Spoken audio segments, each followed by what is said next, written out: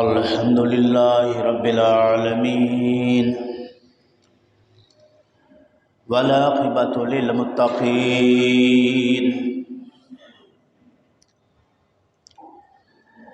والصلاة والسلام على من كان نبيا وآدم بين الماء والطين رحمة للعالمين خاتم الأنبياء والمرسلين عليه وعلى آله وصحابه وأهل بيته وعترته وعشيرته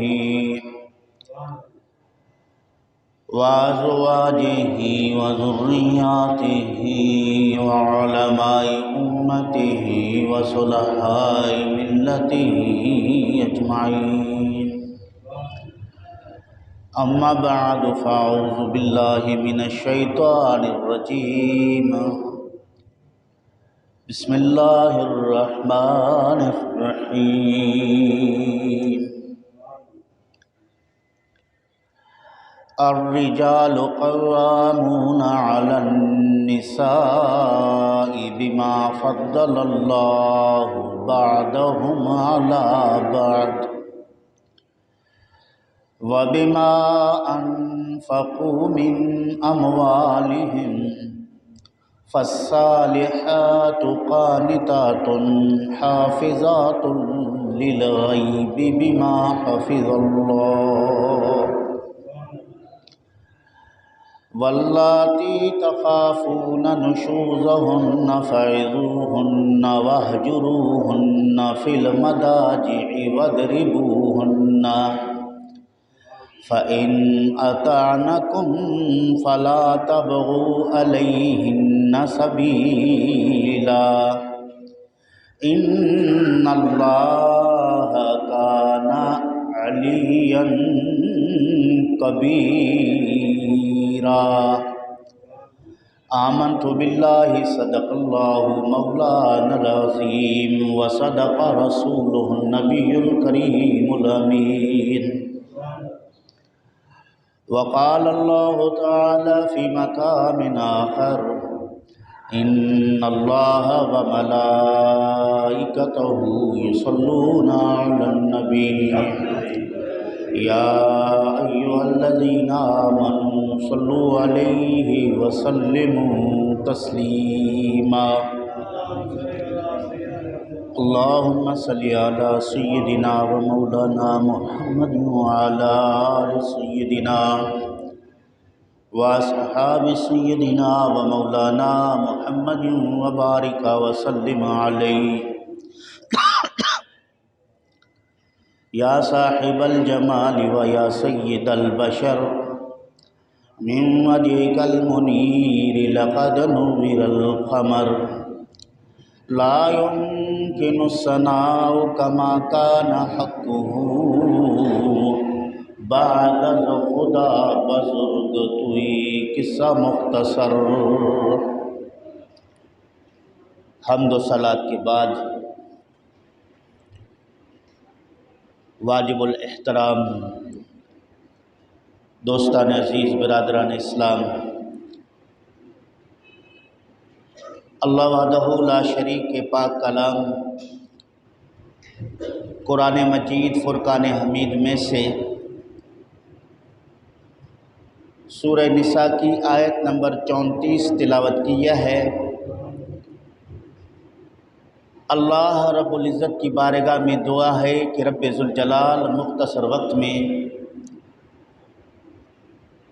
قرآن و سنت کی روشنی میں حق و سچ بیان کرنے کی توفیق نصیب فرمائے، بیان کرنے کے بعد طرفین کو عمل کرنے کی توفیق نصیب فرمائے۔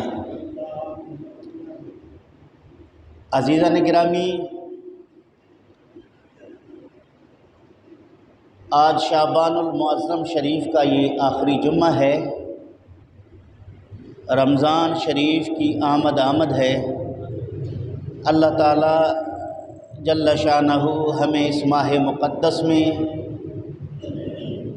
اپنی عبادات بجا لانے کی توفیق رفیق عنایت فرمائے، اور اللہ تعالیٰ جل شانہ رسول اکرم صلی اللہ علیہ وآلہ وسلم کی شریعت پر عمل کرنے کی توفیق نصیب فرمائے۔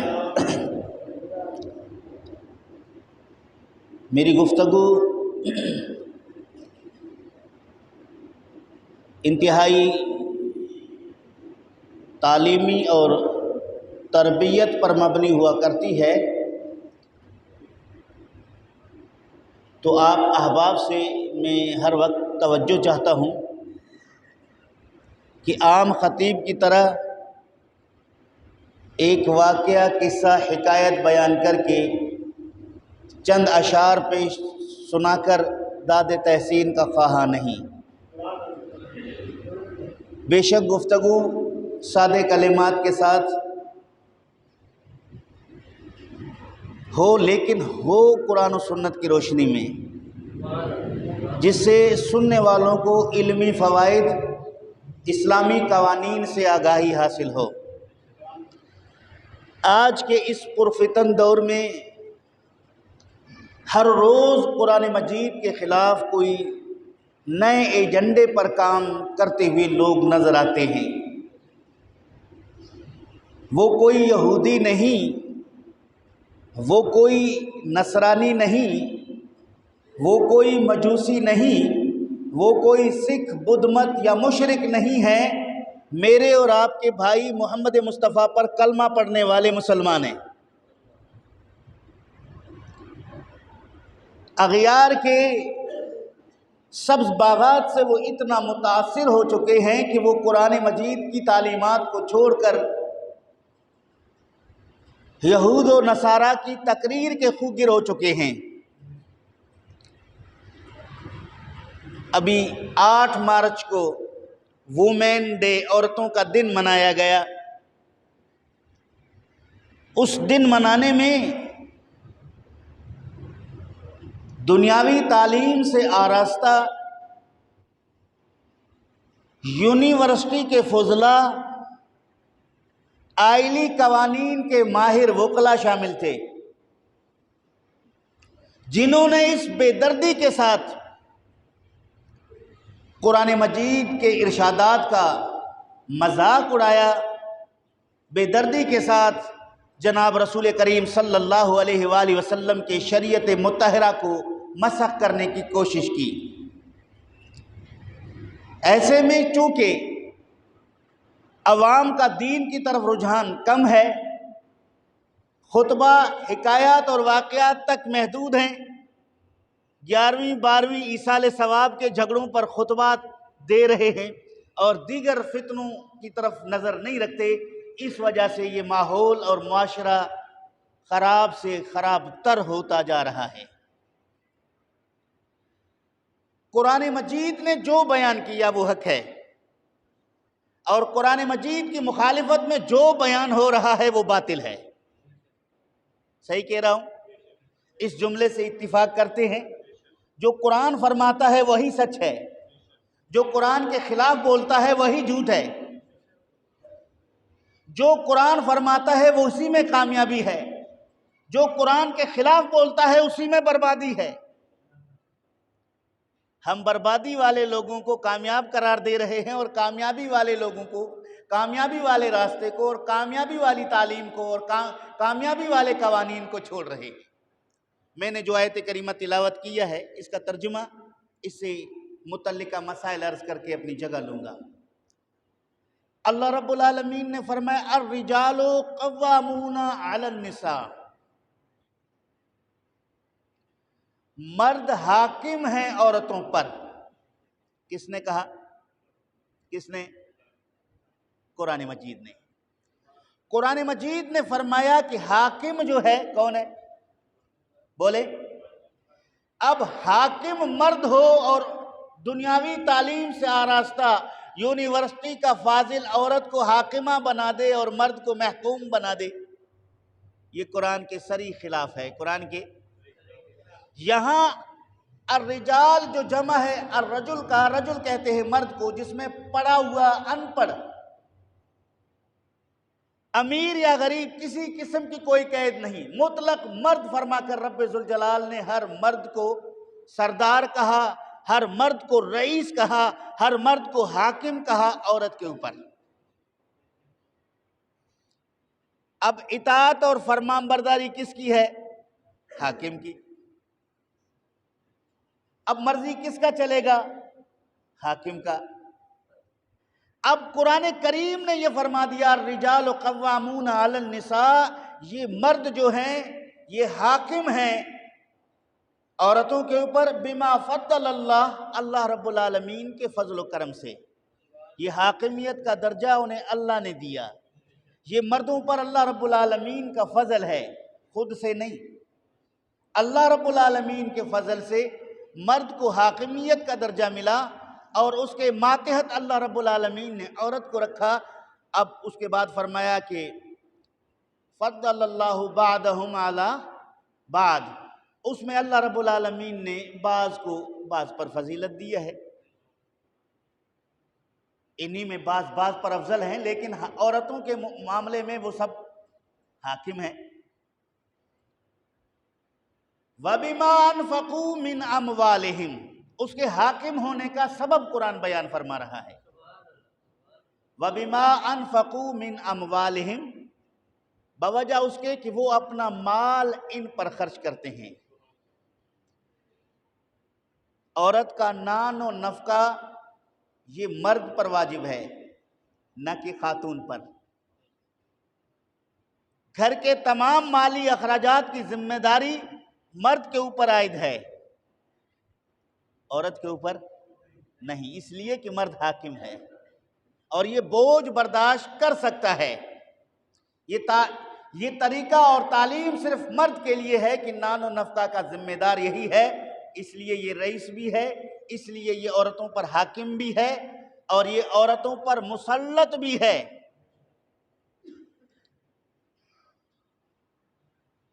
فالصالحات قانتات حافظات للغیب بما حفظ اللہ، نیکوکار عورتیں فرمانبردار ہوا کرتی ہیں اور پیٹھ پیچھے مرد کی عزت ناموس اس کے گھر کی حفاظت کرنے والی ہیں۔ عورت کی ذمہ داری یہ ہے کہ وہ فرمانبردار بن جائے، اپنے شوہر کے گھر کی عزت اور اس کے گھر کی حفاظت کرے، اس کے عزت کی حفاظت کرے۔ یہ فرمانبردار صالحہ خاتون کی نشانی قرآن مجید نے بیان کی ہے۔ اس کے بعد فرمایا واللاتی تخافون نشوزہن، کچھ عورتیں ایسی ہیں جن کے بارے میں تمہیں نافرمانی کا ڈر ہو، مردوں سے خطاب ہے اللہ کا۔ کچھ عورتیں ایسی ہیں جس کے بارے تمہیں یہ خوف ہو کہ وہ نافرمان ہیں، فَاعِذُوهُمْ، انہیں نصیحت کرو، انہیں سمجھاؤ، پیار سے، محبت سے، مؤثر کلمات سے عورت کی اصلاح کرو۔ فَاعِذُوهُنَّ، اور ان کو واعظ کرو یعنی انہیں سمجھاؤ۔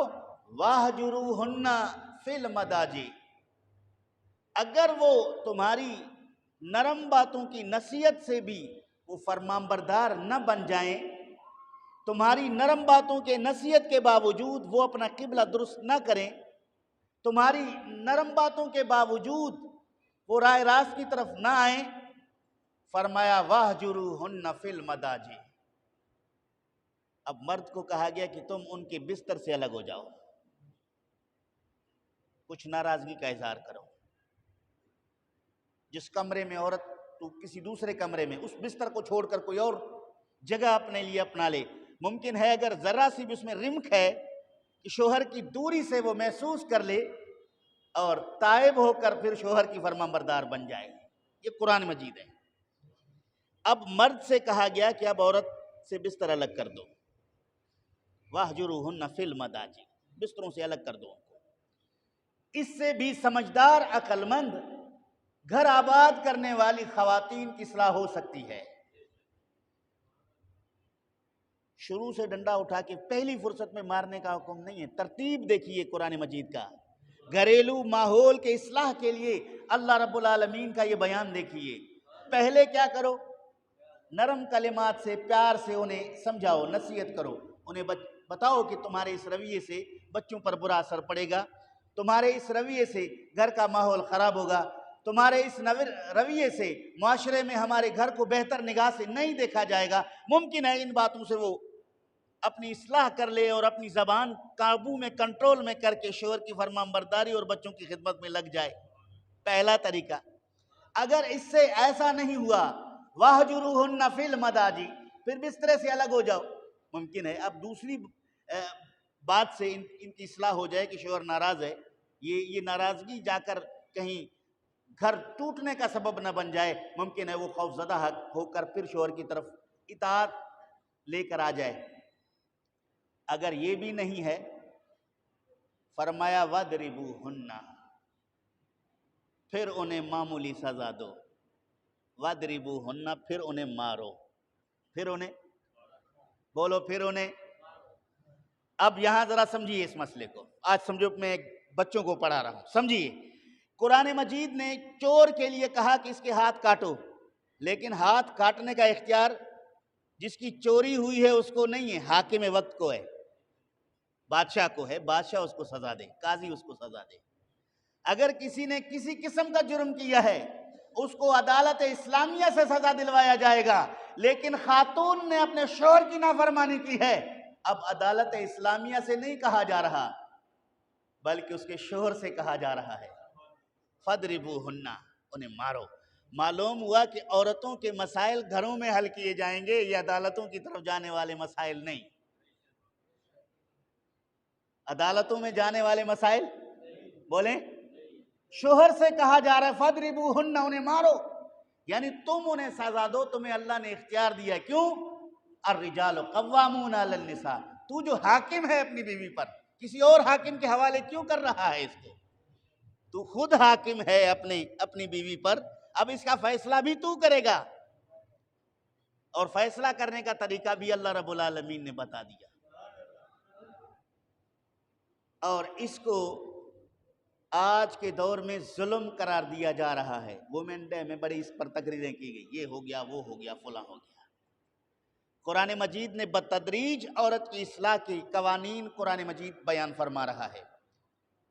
فَإِنْ أَطَعْنَكُمْ، معمولی مار کے بعد پھر وہ تمہاری فرمان بردار بن جائیں، شوہر کو کہا گیا، وہ دل میں نہیں رکھنا، پھر وہ مسئلہ، وہ ناراضگی دل میں لے کر ہمیشہ بغض اور حسد کو دل میں جگہ نہیں دینا۔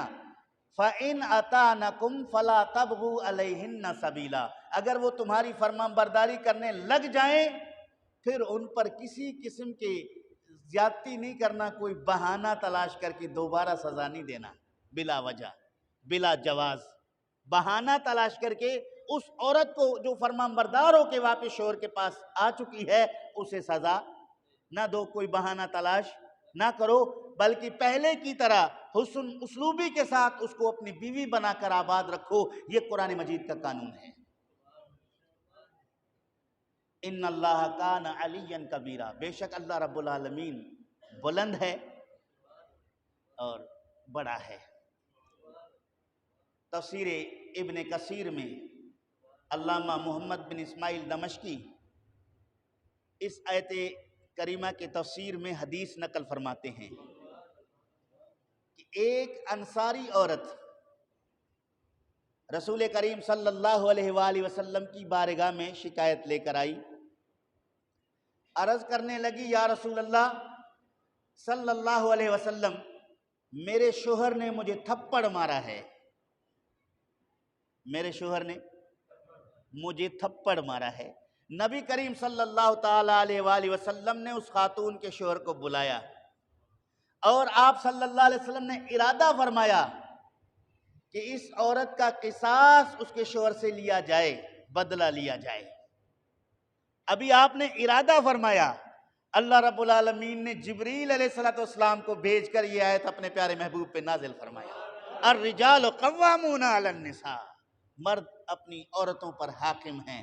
اس کے بعد نبی کریم صلی اللہ علیہ وآلہ وسلم نے اس آیت کے نزول کے بعد اس عورت کے شوہر سے مخاطب ہو کر فرمایا کہ رب ذوالجلال نے تیرے اس معاملے کا فیصلہ نازل فرما دیا، ورنہ میرا ارادہ کچھ اور تھا، ورنہ میرا ارادہ کچھ اور تھا۔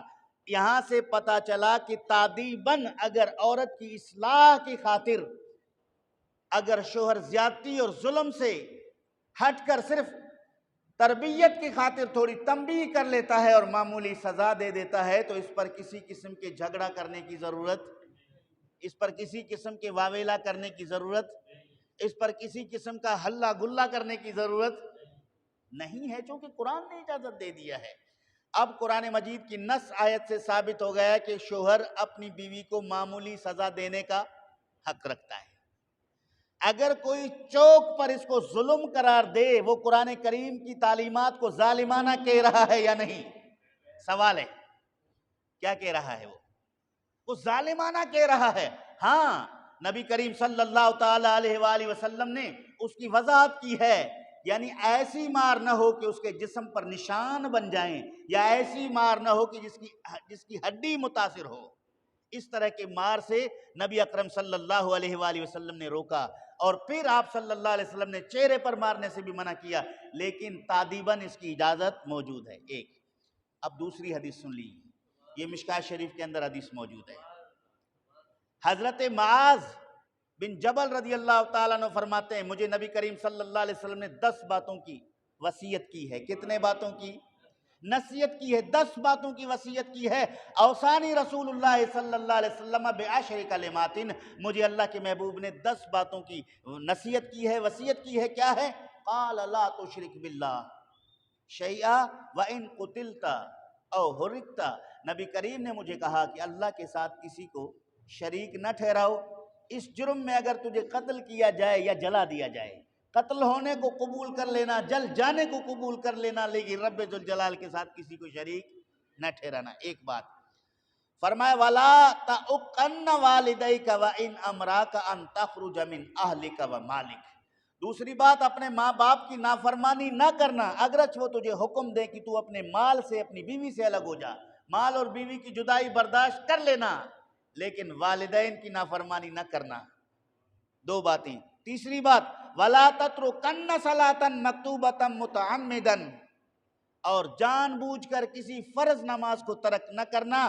فَإِنَّ مَن تَرَكَ صَلَاةً مَكْتُوبَةً مُتَعَمِّدًا فَقَدْ بَرِئَتْ مِنْهُ ذِمَّةُ اللَّهِ، اور جس نے جان بوجھ کر کسی فرض نماز کو ترک کر دیا وہ اللہ رب العالمین کے ذمہ سے بری ہو گیا، یعنی اللہ رب العالمین اس کی نجات کا، بخشش کا ذمہ دار ہی نہیں ہے، وہ اللہ اس سے بری ہو گیا۔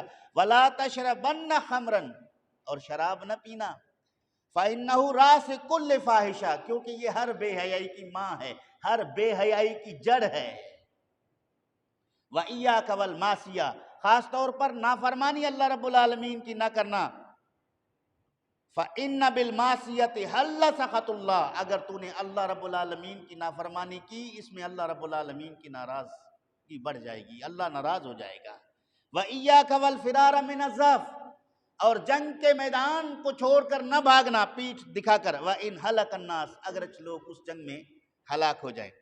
وَإِذَا أَصَابَ النَّاسَ مَوْتٌ وَأَنْتَ فِيهِمْ فَاثْبُتْ، اگر کسی وقت کوئی وبائی بیماری آ جائے، لوگوں پر مسلسل موت آنا شروع ہو جائے، فَاثْبُتْ، تو اپنی جان بچانے کی خاطر اس وبائی علاقے سے نہ بھاگنا، فَاثْبُتْ، وہاں ثابت قدم رہنا۔ اس کے بعد جو آخری بات میں کہنا چاہتا ہوں وہ وَأَنْفِقْ عَلَىٰ عَيَالِكَ مِنْ طَوْلِكَ، اپنے اہل و عیال پر اپنی طاقت کے مطابق خرچ کرتے رہنا، جتنا مال ہے اتنا خرچ کرو، بخل سے کام نہ لو۔ اگر مالدار ہے تو گھر والوں کو خوشحال رکھے، اچھا کھانا کھلائے، اچھا پہنائے، اچھی جگہ دے۔ جو مزدور ہے اپنے کمائی کے مطابق گھر دے، کھانا دے، جو جس لیول کا ہے اسی لیول کے مطابق اپنے اہل و عیال پر خرچ کرے۔ اس کے بعد فرمایا وَلَا تَرْفَعْ عَنْهُمْ عَصَاكَ عَدَبًا، اور اپنے لاٹھی کو کبھی بھی چھپائے نہ رکھنا بلکہ اس کو لٹکائے رکھو۔ وَأَخِفْهُمْ فِي اللَّهِ، اس سے اپنے اہل و عیال کو اللہ رب العالمین کا ڈر دکھاتے رہو۔ اس سے بھی پتہ چلا کہ اللہ کے ڈر کے لیے سرپرست چونکہ مرد ہے، اسے کہا گیا کہ اپنی لاٹھی کو لٹکائے رکھو۔ تاکہ اس کو دیکھ کر تیرے گھر والے اللہ کی فرمانبرداری کرتے رہیں، نافرمانی کرنے کے لیے دلیر نہ ہوں۔ یہاں سے بھی پتہ چلا کہ اس کی اجازت اللہ کے پیارے محبوب صلی اللہ علیہ وآلہ وسلم نے دی ہے۔ تو نبی کریم صلی اللہ تعالیٰ علیہ وآلہ وسلم نے اس کی اجازت دے دی ہے، تو پھر کسی دوسرے کو اس پر تبصرہ کرنا یا تنقید کرنا اس کی کوئی گنجائش نہیں ہے۔ آئیے ذرا حقوق بھی تو مصطفیٰ کریم نے بیان کیے۔ عن ابی ہریرہ قال قال رسول اللہ صلی اللہ علیہ وسلم، حضرت ابو ہریرہ نے فرمایا اکمل المؤمنین ایمانا احسنہم خلقا وخیارکم خیارکم لنسائہم خلقا۔ فرماتے ہیں کہ مومن اپنے ایمان میں اس وقت کامل ہے جب اس کے اخلاق اچھے ہوں۔ احسن مبالغہ کا صیغہ ہے، بہترین اخلاق رکھنے والا ہو۔ پھر فرمایا خیارکم، تم میں سے بہترین وہ ہیں، خیارکم لنسائہم خلقا، جو اپنی عورتوں کے بارے میں اخلاقی اعتبار سے بہتر ہیں۔ نبی کریم نے فرمایا کہ جو اپنے گھر والوں کے لیے اخلاقی اعتبار سے بہتر ہے وہ تم میں سب میں بہتر ہے۔ تو یہاں بھی بہترین کا ذریعہ مصطفیٰ کریم نے دے دیا، اور اس حدیث میں یہ تعلیم ہے کہ اپنے گھر والوں کے ساتھ انتہائی حسن اخلاق کے ساتھ پیش آؤ، مسکراتا چہرہ گھر لے جاؤ، کسی سوال کے جواب میں خندہ پیشانی کے ساتھ جواب دو، ہر وقت غصے والا چہرہ لے کر گھر میں نہ آؤ، ہر جواب کا ڈانٹ ڈپٹ کے، ہر سوال کا جواب ڈانٹ ڈپٹ سے نہ دو، یہ بد اخلاقی ہے۔ بیوی پوچھ لے کھانا کھانا ہے آپ نے، شوہر جھڑک کر جواب دے دے۔ بیوی پوچھے کہ اب آج 10-15-20 منٹ آپ لیٹ آئیں، خیریت ہے، جوتا نکال کے جواب دے دے، تو یہ بد اخلاقی ہے۔ مصطفیٰ کریم صلی اللہ علیہ وسلم نے اسے روکا ہے، چونکہ اس کا پوچھنا اس لیے ہے کہ وہ تیرا محرم راز ہے، وہ تیرا خیرخواہ ہے، تیری غیر موجودگی اس کے لیے باعث بے چینی ہے، اس وجہ سے اس نے سوال کیا ہے۔ اس کا مطلب یہ نہیں ہے کہ تو اس کے قابو یا کنٹرول میں ہے، یہ جیسے غبی ذہن کے لوگ اپنے رکھ کے بیوی کو مجال ہے کہ اس سے پوچھ لے، جب تک وہ صاحب خود نہ کہے کہ کھانا لاؤ۔ تو مصطفیٰ کریم نے ان باتوں سے روکا، یہ تربیت ہے۔ دوسری حدیث سن لیے، عن ابی ہریرہ رضی اللہ تعالیٰ عنہ قال قال رسول اللہ صلی اللہ علیہ وسلم لا یفرق مؤمن مؤمنہ ان کرہ منہا رضی منہا آخر۔ فرمایا کوئی مومن اپنی مومنہ بیوی سے تنہائی اور علیحدگی اختیار نہیں کرتا، اگر اس کو ایک بات بری لگتی ہے تو دوسری بات اچھی بھی لگتی ہے، اگر ایک خصلت ایک عادت میں تھوڑی سی کمزوری ہے تو دوسری خوبی بھی موجود ہے، خدمت کی خوبی موجود ہے، خدمت کی خوبی موجود ہے، دوسرے معاملات میں ان کے بہت سارے اور خوبیاں موجود ہیں۔ صرف ایک غلطی کو، پیالہ ٹوٹ گیا، ایک غلطی ہو گئی اور اس نے گھر کی بہت ساری چیزوں کی حفاظت کی ہے، وہ بھی تو دیکھو۔ ایک دن اگر 10 منٹ کھانے میں لیٹ ہو گیا تو ہر پوری زندگی وہ آپ کے وقت پر کھانے کو تیار کرنے والی ہے، وہ خوبیاں بھی تو دیکھو۔ تو یہ مصطفیٰ کریم صلی اللہ علیہ وآلہ وسلم نے تربیت دی۔ حضرت عائشہ صدیقہ سے روایت ہے، ان عائشہ قالت قال رسول اللہ صلی اللہ علیہ وسلم ان اکمل المؤمنین ایمانا احسنہم خلقا والطفہم باہلہ۔ فرمایا وہ مومن اپنے ایمان میں کامل ہے جو اپنے گھر والوں کے ساتھ انتہائی لطف اندوز انداز میں معاملات کرتا ہے، گفتگو میں بھی لطف ہے، کچھ چیز لانے میں بھی لطف ہے، کچھ چیز لے جانے میں بھی لطف ہے، گھر میں بیٹھنا بھی ان کے لیے باعث لطف ہے، گھر سے نکلنا بھی ان کے لیے کوئی پریشانی کا باعث نہیں ہے۔ تو یہ تعلیمات رسول اکرم صلی اللہ علیہ وآلہ وسلم نے دیا ہے، اور آپ صلی اللہ تعالیٰ علیہ وآلہ وسلم فرماتے ہیں، ام المومنین نے روایت کیا، خیرکم لأہلہ وانا خیرکم لأہلی۔ فرمایا تم میں بہترین وہ ہے جو اپنے گھر والوں کے لیے بہتر ہو۔ دوستوں کے لیے بہتر ہونا اور بات ہے، رشتہ داروں کے لیے بہتر ہونا اور بات ہے، محلے والوں کے لیے بہتر ہونا اور بات ہے، بازار میں بہتر دکھانا اور بات ہے۔ بہتر تو وہ ہے جو اپنے گھر والوں کے لیے بہتر ہو۔ دوستوں میں خوش اخلاق ہے، گھر میں بد اخلاق ہے، بازار میں بڑا نیک آدمی ہے، گھر میں بہت زیادہ شدت اور غصے کے ساتھ آنے والا ہے، تو مصطفیٰ کریم اس کو پسند نہیں فرماتے۔ پھر آپ نے اپنی ذات کو پیش کیا، فرمایا کہ وَأَنَا خَيْرُكُمْ لِأَهْلِي، میں بھی اپنے گھر والوں سے تمہارے نسبت زیادہ بہتر ہوں۔ اپنے گھر والوں کے لیے میں سب سے زیادہ بہتر ہوں، یعنی میری زندگی تمہارے لیے بہترین نمونہ ہے، اور میں جب گھر کے اندر اپنے معاملات کو بہتر طریقے سے سلجھاتا ہوں تو تمہیں بھی چاہیے اس کو سلجھاؤ۔ پھر رسول کریم صلی اللہ علیہ وآلہ وسلم نے ان لوگوں کو تنبیہ کی جو گھروں کے معاملات کو خراب کرتے ہیں، تھوڑی تھوڑی باتوں کو بڑھانے کے لیے وہ چنگاری کا کام کرتے ہیں۔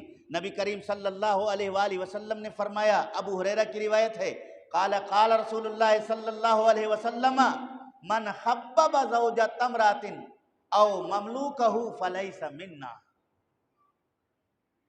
جو کسی شخص کی عورت کو اپنے شوہر کے خلاف بھڑکائے، خواہ وہ خاتون ہو، خواہ وہ مرد ہو، خواہ وہ وکیل ہو۔ وکلا بھی آج کل یہ کام کر رہے ہیں اپنی فیسز کی خاطر، تمہارے شوہر نے بڑی زیادتی کی ہے، ایک اپلیکیشن لگا دو، میں لٹکا دیتا ہوں اس کو۔ وہ خاتون عقل سے ناقص شوہر کو عدالت کے کٹہرے میں کھڑا کرنے کے لیے اپلیکیشن ہاتھ میں لے کے پہنچ گئی۔ کیا ہوا بھائی؟ شوہر نے میرے ساتھ زیادتی کی، مجھے دھمکایا، مجھے غصہ کیا اور مجھ پر تھپڑ مارا، کورٹ کچہری کے معاملات کو پیدا کیا۔ مصطفیٰ کریم صلی اللہ تعالیٰ علیہ وآلہ وسلم کی امت میں اگر ایسے وکلا ہیں، اگر اس طرح کی کیسز اس کے سامنے آ جائیں، سب سے پہلے ان خواتین کو سمجھائے کہ ان کا مسئلہ کورٹ کچہری میں نہیں، گھروں میں حل کیا جائے۔ دوسری آیت پڑھ رہا ہوں، ذرا سنیے۔ نبی کریم صلی اللہ علیہ وسلم نے فرمایا فَإِنْ خِفْتُمْ شِقَاقَ بَيْنِهِمَا، اگر تمہیں ڈر ہو میاں بیوی کے درمیان اختلافات اور جھگڑے کا، یہ قرآن ہے، سورہ نساء آیت 35 پڑھ رہا ہوں، یہ 5واں پارہ ہے۔ فَبْعَثُوا حَكَمًا مِّنْ أَهْلِهِ وَحَكْمًا مِّنْ أَهْلِهَا، تم حکم بھیجو، لڑکے کی طرف سے حکم بھیجو لڑکی کی طرف سے، یعنی دو معززین کا انتخاب کرو، ایک ہو شوہر کی طرف سے اس کا رشتہ دار، دوسرا ہو عورت کی طرف سے اس کا رشتہ دار، یہ دونوں میاں بیوی کے درمیان صلح کرانے کی کوشش کریں۔ کیا کریں؟ جج کے پاس نہیں بھیجا جا رہا، پولیس تھانہ نہیں بھیجا جا رہا، عدالت نہیں بھیجا جا رہا، گھر کا مسئلہ گھر میں حل کرو، دونوں خاندان اپنے اپنے معززین کو بٹھائیں۔ یہ فیصلے کرنے کا قانون بھی قرآن بتا رہا ہے۔ ان یرید اصلاحا یوفق اللہ بینہما، اگر یہ دونوں اخلاص کے ساتھ میاں بیوی کے درمیان صلح کرنے کا ارادہ رکھ کے کوشش کریں گے تو اللہ تعالیٰ جل شانہ کوئی راستہ نکال ہی لے گا۔ قرآن فرماتا ہے پھر اللہ کی مدد تمہیں حاصل ہوگا، رب ذوالجلال مدد فرمائے گا، یہ تنازع ختم ہو جائے گا، یہ جھگڑا ختم ہو جائے گا، یہ گھر نہیں ٹوٹے گا، میاں بیوی کے رشتے برقرار رہیں گے۔ شرط یہ ہے کہ دونوں حکمین جو ہے حکمین مخلصی کے ساتھ فیصلہ کریں اور ان کے درمیان کوشش کریں۔ ان اللہ کان علیما خبیرا، بے شک اللہ تعالیٰ جل شانہ علیم بھی ہے اور خبیر بھی ہے۔ یہ حکم کا مسئلہ ہمارے معاشرے میں اب تک جاری ہے۔ اللہ کے فضل و کرم سے بہت سارے ایسے علاقے ہیں جہاں علاقے کے معززین اس مسئلے کو گھروں کے اندر حل کرنے کی کافی حد تک کوشش کرتے ہیں اور کامیابی سے ہمکنار ہوتے ہیں، لیکن چونکہ ابھی جدید دور میں عورت نے آزادی مارچ کا یہ ریلی نکالنا شروع کر دیا اور پھر وہ خواتین کے اندر بڑے کا ادب اور احترام بھی اب مفقود ہے، اب وہ کسی حکم کی بات ماننے کے لیے تیار ہو جائیں، وہ اپنے شوہر کو اپنا دشمن سمجھ کر میدان میں اتری ہوئی ہیں، باپ اور بھائی کو بھی دشمن سمجھ کر اس کے خلاف میدان میں میری جسم میری مرضی کا نعرہ لگا کر جناب والا انہوں نے 8 مارچ میں جو کیا یہ کرتے رہتے ہیں، اور بہت سارے یونیورسٹیوں کے فضلاء اور وکلاء ان کے ہمدوش ہو کر میدان میں نظر آتے ہیں۔ قرآن مجید نے یہاں بتا دیا، آج میں نے جو شروع سے سنے وہ باتیں سن لیں، میں اس تمام گفتگو کے مفہوم کو جو ہے دوبارہ دہرا رہا ہوں۔ اللہ رب العالمین نے فرمایا کہ اگر تم ڈرتے ہو کہ تمہاری بیویاں کہیں نافرمانی نہ کریں، فَاعِذُوهُنَّ، اسے نرم لفظوں میں سمجھاؤ، ایک بات۔ دوسرا وَاهْجُرُوهُنَّ فِي الْمَضَاجِعِ، اگر وہ نرم باتوں سے نہیں سمجھتی ہیں تو پھر ان کا بستر الگ کر دو۔ شاید وہ خاتون سمجھ لے کہ میرا شوہر ناراض ہے مجھ سے، الگ جو ہے اس نے اپنا بستر لگا دیا ہے، ممکن ہے گھر نہ ٹوٹے، وہ تائب ہو کر شوہر کی فرمان برداری پہ اتر آئے۔ 2 باتیں۔ تیسرا وَاضْرِبُوهُنَّ، پھر ان کو معمولی سزا دو، تھوڑا سا مارو۔ قرآن مجید نے 3 باتوں کا یہاں یہ قرآن کا قانون بنا کہ سب سے پہلے ڈنڈا نہیں اٹھانا، سب سے پہلے تھپڑ اور گھونسا بازی سے باز رہنا، سب سے پہلے بہترین کلمات کے ساتھ نرم لفظوں میں اس کو سمجھاؤ۔ وہ اس میں اگر نہیں سمجھتی تو پھر الگ ہو جاؤ، اس میں بھی وہ نہیں سمجھتی تو پھر تھوڑا سا سزا دو۔ اور اس کے بعد فرمایا فَإِنْ أَطَعْنَكُمْ فَلَا تَبْغُوا عَلَيْهِنَّ سَبِيلًا، اگر وہ فرمان بردار ہو کے آ جائے پھر اس کے ساتھ زیادتی نہ کرنا، پھر پچھلی غلطیوں کا تانا نہ دینا، یہ نہ کرنا۔ اللہ رب العالمین جو ہے بلند بھی ہے، بڑا بھی ہے، یہ اللہ کا ہی حکم ہے، تو اس قانون کو مد نظر رکھ کر میاں بیوی اگر آپس میں صرف اس آیت کریمہ کے مطابق بھی زندگی گزاریں گے، تنازع نہیں ہوگا، تنازع نہیں ہوگا، اور اس سے اللہ تعالیٰ جل شانہ عمل کی توفیق نصیب فرمائے۔ آج اصلاح معاشرہ میں گھریلو جھگڑے کا جو قانون قرآن نے بیان کیا، میں نے اس کو وہاں واضح کیا۔ وقت ملا تو انشاءاللہ العزیز دیگر مسائل پر بھی ہم گفتگو کریں گے، تاکہ یہ باتیں عوام الناس کے لیے، نوجوانوں کے لیے